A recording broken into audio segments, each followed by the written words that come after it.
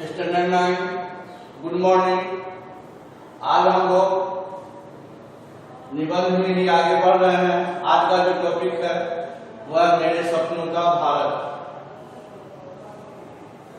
Topic बहुत कुछ कह रहा है, यह शीर्षक अपने आप में बहुत कुछ कह रहा है। उसी के आधार पर हमने कुछ मेन पॉइंट्स आपको बोर्ड पर लिख दिया है। पहला पॉइंट देखिए, मेरे सपने में भारत की कल्पना। जैसा कि हम सभी जानते हैं कि यहाँ जो जिस भारत की कल्पना की गई है वह भारत कैसा हो, हम कैसा भारत बनाना चाहते हैं। क्या हम पुनः भारत को उसी रूप में देखना चाहते हैं, बनाना चाहते हैं जो कभी था। तो हाँ, हमें उसी भारत को पुनः स्थापित करना है, बनाना है जिसका गौरवान्वित इतिहास रहा है। जहां यह कहा जाता है, आज आप लोग राष्ट्रगीत को गाते हैं तो उसमें जब आप गाते हैं तो उसमें आप कहते हैं जहां डाल डाल पर सोने की करती चिड़िया करती थी बसेरा, वह भारत देश है मेरा, वह भारत। सोने की चिड़िया का तात्पर्य यहाँ है कि उस समय का भारत धन धान से संपन्न रहा होगा, तभी तो इसे सोने की चिड़िया कही जाती थी। आज हम सबको आवश्यकता है कि हम उस भारत को फिर से उसी प्रकार का भारत बनाएं जिस भारत को सोने की चिड़िया कहा जाता था। दुनिया के इतिहास को अगर देखें तो शायद भारत दुनिया का पहला देश है जहां कल्चरल और स्पिरिचुअल, सांस्कृतिक एवं आध्यात्मिक दृष्टिकोण से यह दुनिया का सबसे पहला देश है जहां की संस्कृति हजारों हजार वर्ष से चली आ रही है और भविष्य में भी चलते रहने की उम्मीद भी है। अध्यात्म के क्षेत्र में यह भारत का गुरु रहा है। यहाँ जियो और जीने दो, यह भारत का सर्वे भवन्तु सुखिनः सर्वे सन्तु निरामया सर्वे भद्राणि पश्यन्तु मा कश्चित् दुःखभाग् भवेत्। यह अगर कोई कहता है, यह अगर थॉट है, यह विचार है तो यह भारत का है।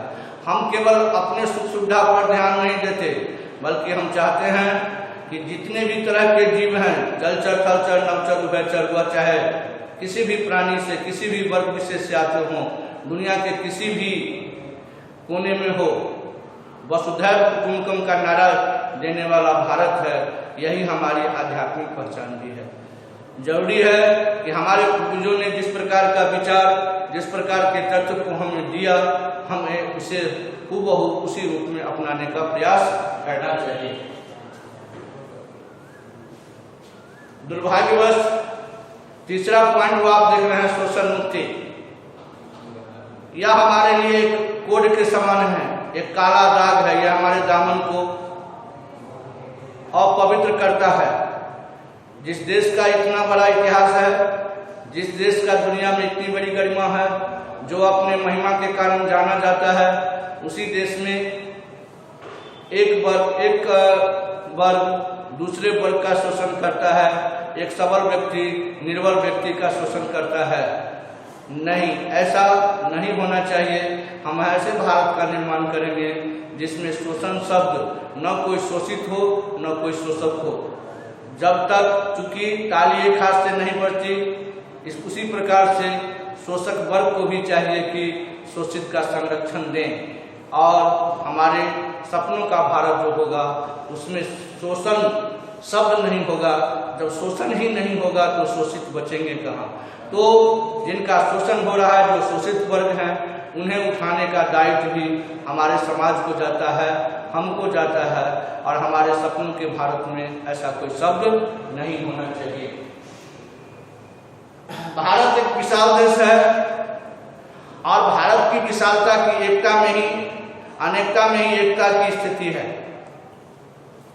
लेकिन विगत कुछ वर्षों से देख रहे हैं कि भारत में जहां अनेकता में एकता की बात कही जाती थी, सुनी जाती थी, आज उसी भारत में सांप्रदायिकता के कारण एक धर्म दूसरे धर्म के प्रति, एक जाति दूसरे जाति के प्रति, एक क्षेत्र दूसरे क्षेत्र के प्रति आपस में परस्पर वैमनस्य कर रहे हैं। भारत तभी ही संपन्न देश होगा, विकसित देश होगा, और हम विकसित होंगे, हमारा हर कुछ विकसित होगा जब हम एक होंगे। एक कहावत है, घर टूटे कमार टूटे। जब हम आपस में विभाजित होंगे तो एक मूर्ख से मूर्ख व्यक्ति भी हमारे इस मौके का फायदा उठाना चाहेगा और हमको कमजोर करेगा। जरूरत है कि हम धर्म के नाम पर नहीं बल्कि मानवता के नाम पर एक हों। इसके अलावा आप देख रहे हैं कि यहाँ पर कृषि जो है, एग्रीकल्चर, भारत एक कृषि प्रधान देश माना गया है और माना जाता रहा है। हमारे आर्थिक गतिविधियां का 70% भाग लगभग खेती पर आधारित है।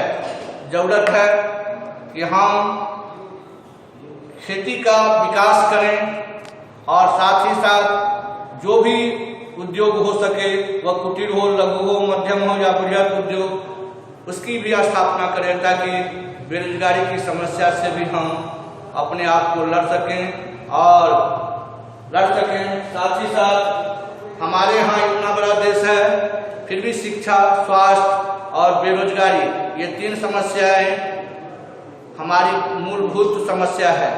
जैसे आपको हमको जीने के लिए रोटी, कपड़ा और मकान चाहिए, वैसे ही हमारे जीवन को मनुष्य बनाए रखने के लिए, मनुष्य में मानवता रखने के लिए 3 चीज का होना चाहिए: शिक्षा, स्वास्थ्य और बेरोजगारी जैसी समस्या जो है, इस पर जब तक हम सुधार नहीं करेंगे तब तक मेरे सपनों का भारत।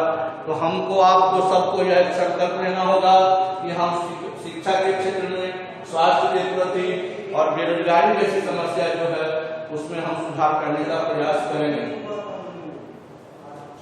नागरिक स्वतंत्रता का तात्पर्य है कि हर देश का अपना एक नागरिक होता है। हम भी भारतीय हैं, यानी भारत देश के नागरिक हैं, तो हमें यह पूरा अधिकार है कि हम किसी भी व्यवसाय को चुन सकते हैं, भारत के किसी भी देश में जा सकते हैं, कहीं भी नौकरी प्राप्त कर सकते हैं, कहीं भी शिक्षा प्राप्त कर सकते हैं, कोई भी व्यवसाय चुन सकते हैं, किसी भी धर्म को अपना सकते हैं। इस स्वतंत्रता को हमें 100% कायम करना होगा, तभी भारत का विकास संभव है और मेरे सपनों का भारत वही भारत होगा। अब एक मेरे सपनों के भारत में सबसे बड़ी जो अरंगा है वह है जनसंख्या वृद्धि। How to control birth rate, यानी हम जनसंख्या के दर को कैसे नियंत्रित करेंगे। यह एक, यहाँ पर हमारे बीच धर्म की आड़ नहीं होनी चाहिए। धर्म के नाम पर हम जनसंख्या वृद्धि जैसी बातों पर ये नहीं कर सकते हैं। हमें चाहिए कि हम जनसंख्या को अविलंब नियंत्रित करें, ताकि जनसंख्या नियंत्रित होगी तो बेरोजगारी घटेगी, बेरोजगारी घटेगी तो लोग शिक्षा और स्वास्थ्य के प्रति और अधिक गंभीर होंगे। हम हर दृष्टिकोण से विकसित राष्ट्र हो जाएंगे और मेरे सपनों का भारत दुनिया में फिर से सिरमौर के रूप में स्थापित हो सकेगा।